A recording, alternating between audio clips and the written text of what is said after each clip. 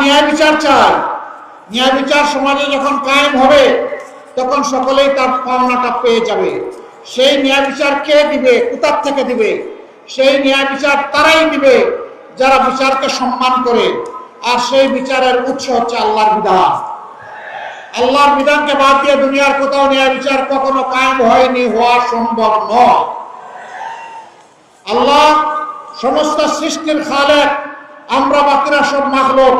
আল্লাহ তাআলা জানেন তার কোন সৃষ্টি কোথায় কি প্রয়োজন, কি দুর্বলতা, কি তার পটেনশিয়াল রয়েছে, এটা আল্লাহর চাইতে কেউ বেশি বুঝে না। সেই আল্লাহ মানব জাতির অভিভাবক, রব, তিনি যে বিধান দিয়েছেন এটা দুনিয়ার সর্বোত্তম বিধান। এই বিধান কারো কোনো ক্ষতি করতে পারে না। বলবেন এই বিধান কি শুধু মুসলমানের জন্য? আমি বলবো না। বলবেন এই বিধান কি শুধু মানুষের জন্য? আমি বলবো না। এই বিধান সমস্ত মানব জাতির জন্য এবং আল্লাহর সমস্ত সৃষ্টির